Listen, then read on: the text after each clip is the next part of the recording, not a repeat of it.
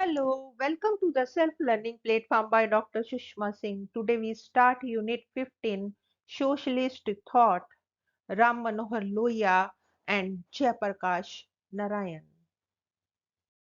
And today we are going to discuss Congress Socialist Party programs and policies. The birth of the Congress Socialist Party in May 1934 was a landmark in the history of the socialist movement of India.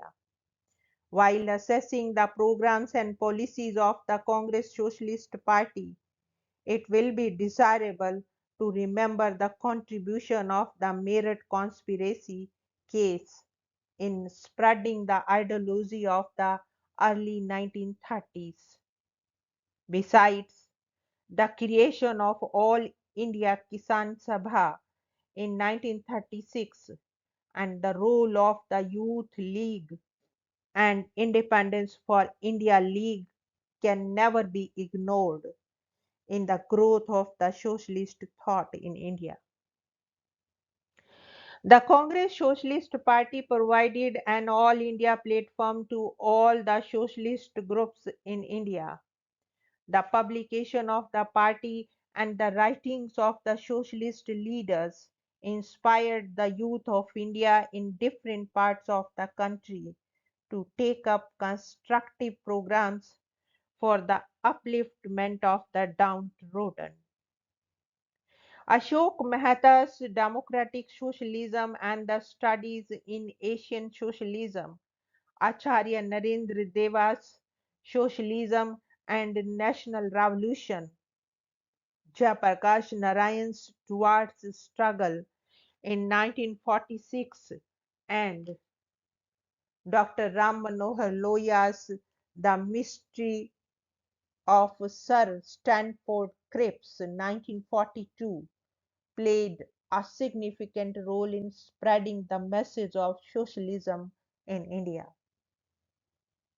It was declared in the Socialist Conference of 1934 that the basic objective of the party was to work for the complete independence in the sense of separation from British Empire and the establishment of the socialist society.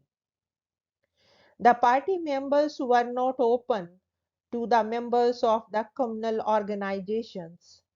Its basic aim was to organize the workers and peasants for a powerful mass movement for independence. Programs included a planned economy, socialization of key industries and banking, elimination of exploitation by princes and landlords, and initiation of reforms in the areas of basic needs. The ideology of the Congress Socialist Party was a combination of principles of Marxism, the ideas of democratic socialism of the British Labour Party, and socialism mixed with the Gandhian principle of satyagraha and non-violence. The party was under the influence of deep Marxist ideas in its formative phase. The leading members of Congress Socialist Party belonged to different streams of thought. According to Masani, I was a staunch Democrat of the Labour Party kind and had little sympathy with the communist methodology or technique, though I was a rather starry eyed admirer of the October Revolution in Russia. JP, on the other hand, was a staunch believer in the dictatorship of the proletariat, whatever they may mean. Marxism was the bedrock of his socialist faith. Some of the leaders of Congress Socialist Party like Acharya Narendra Dev and Jayaprakash Narayan were the strong supporters of the Marxist trend in the CSP.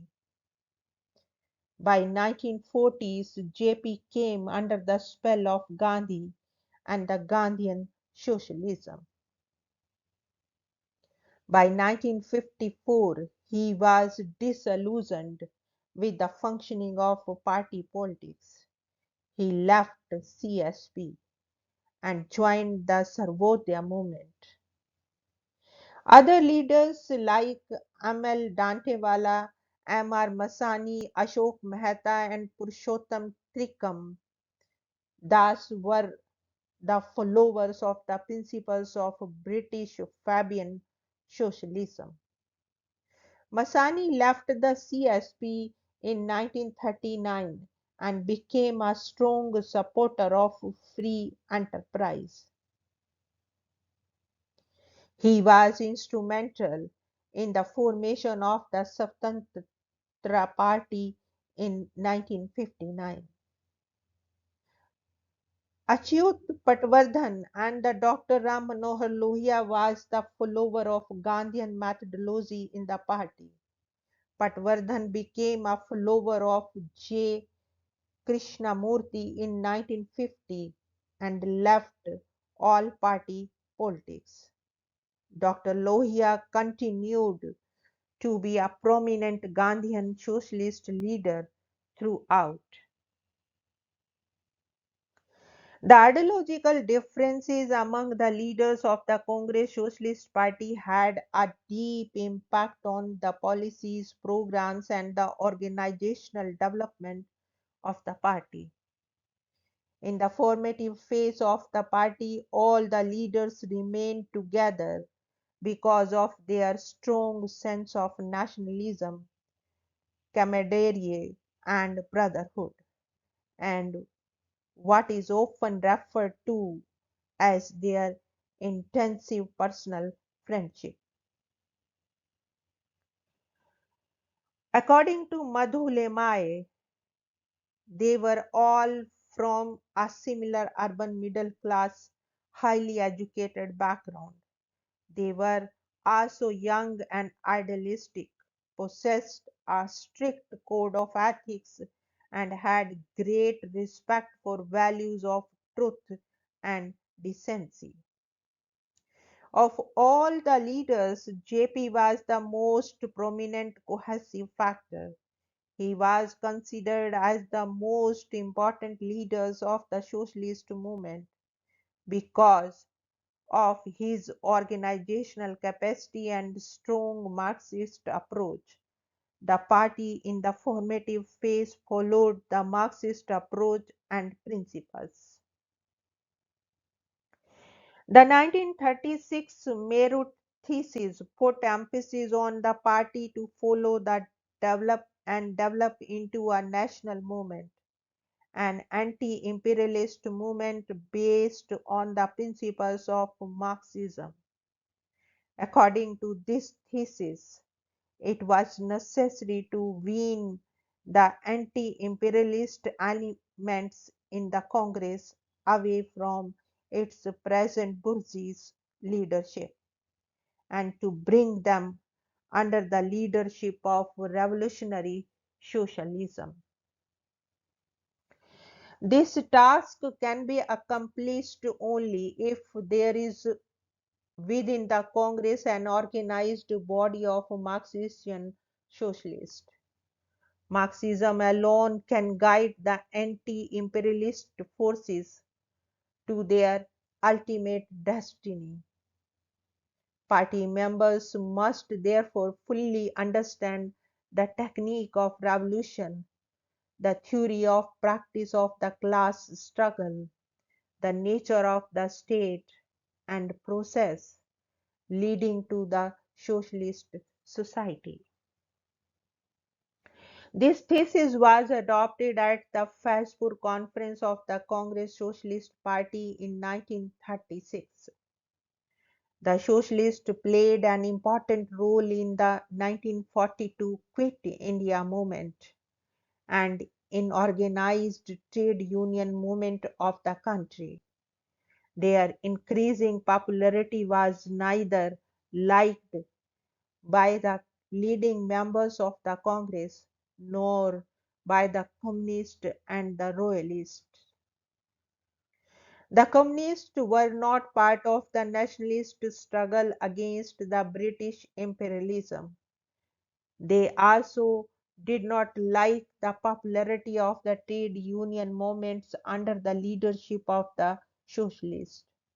They criticized them as fascist and symbol of left reformism.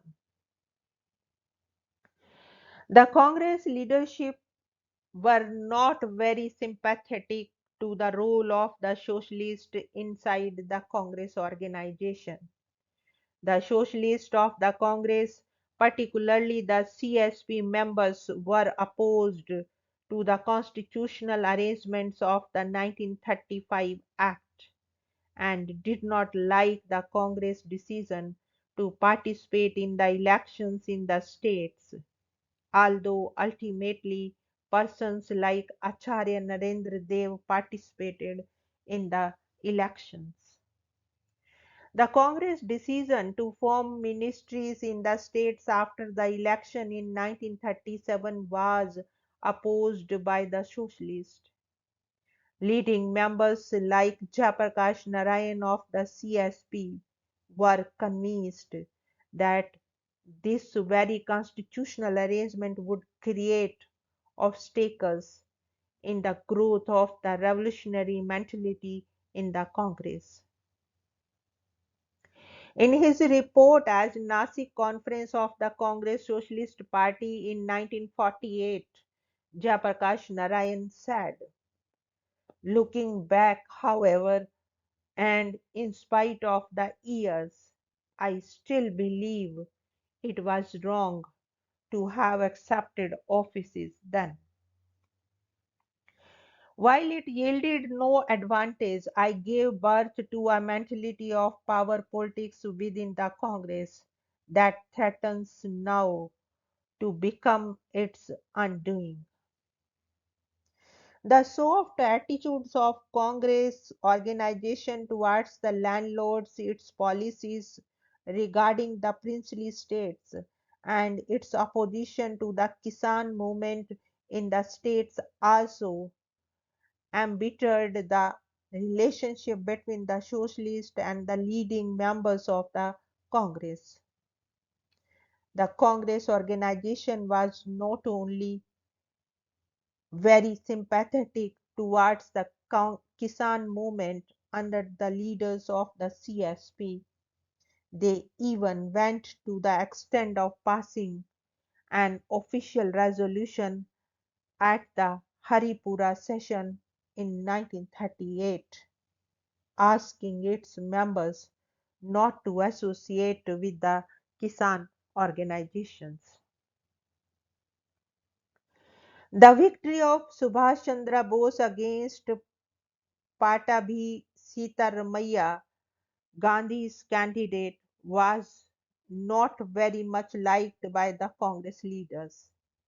In March 1939, a Congress resolution moved by G.B. Pant asked the newly elected Congress President Subhash Chandra Bose to nominate the members of his working committee as per the advice of Gandhi. At this critical moment of the CSP, its members were divided on the issue of support towards Bose. Jayaprakash Narayan and the communists in the organization wanted to support Bose. Dr. Lohia, Masani, Ashok Mehta, and Yusuf Maharali were not in favor of Bose as they thought that the decision to support Bose would result in the polarization of the national movement into two camps and would ultimately weaken the nationalist struggle against the British government. The decision by socialist members to abstain from voting on the resolution shocked Bose to such an extent that he decided to resign from the presidentship and form his own party, the Forward Bloc. All these developments weakened the CSP as an emerging organization of the socialist forces in the country. In the Nazi convention of the CSP in March 1948, the socialists ultimately took the decision to leave the Congress and to form the Socialist Party of India.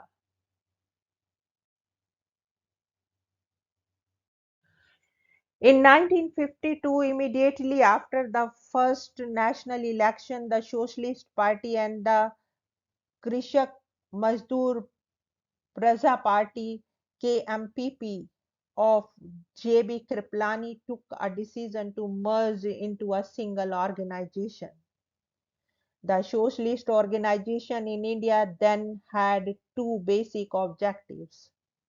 They wanted to develop into an all India organization for social and economic reconstruction and development of weaker sections of the social structure, and also as an ideological framework for political emancipation of India.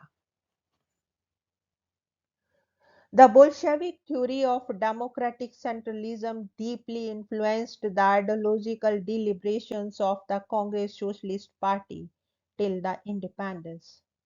With the attainment of independence in 1947 and the death of Gandhi in the next year, the Congress Socialist Party underwent a significant transformation. It moved away from the communist principle of democratic centralism and Marxist methodology towards the area of democratic socialism.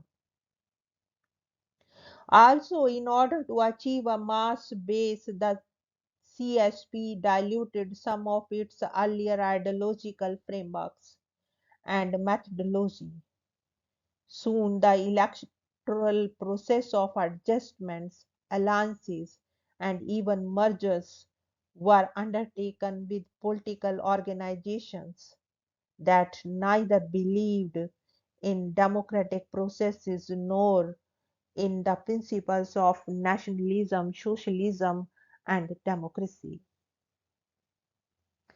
From a revolutionary path, it moved towards parliamentary methods of coalition approach.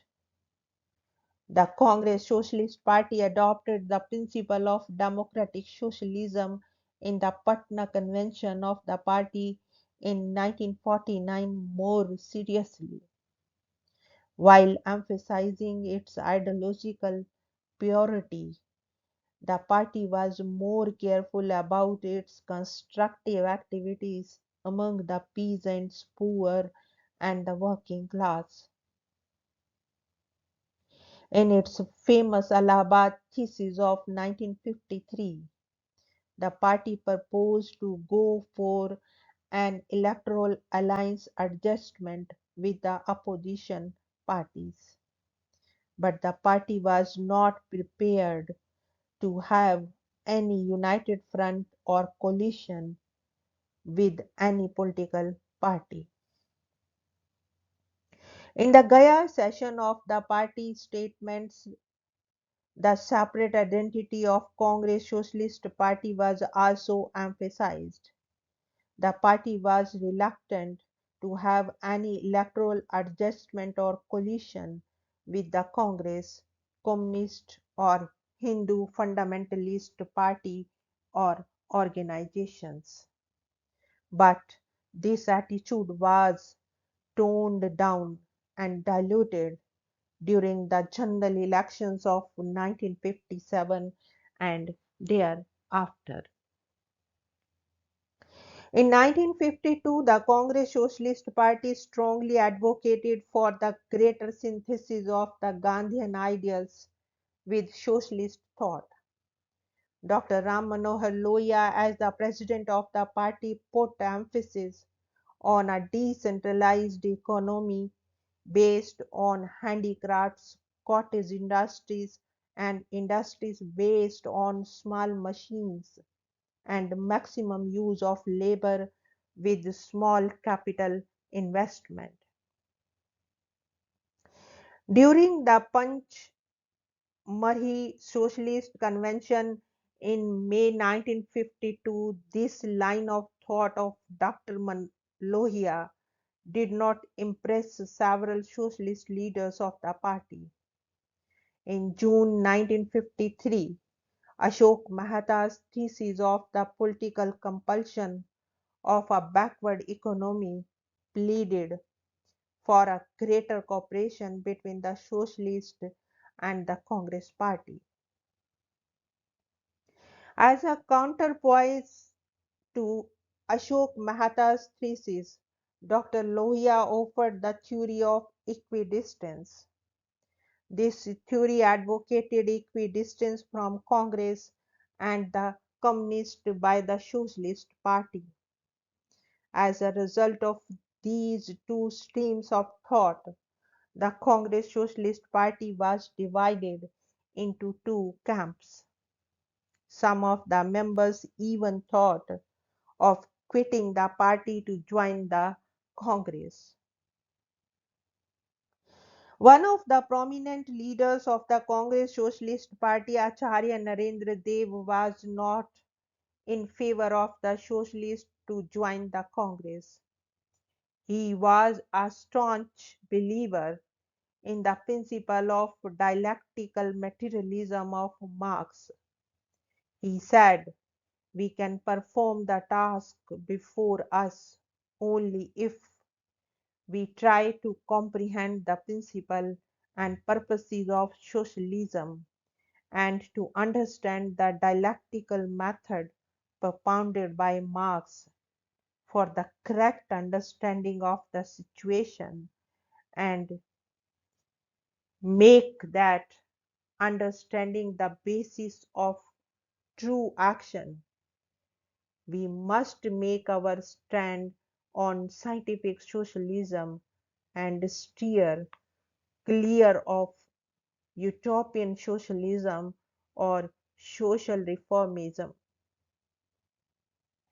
Nothing short of a revolutionary transformation of the existing social order can meet the needs of the situation."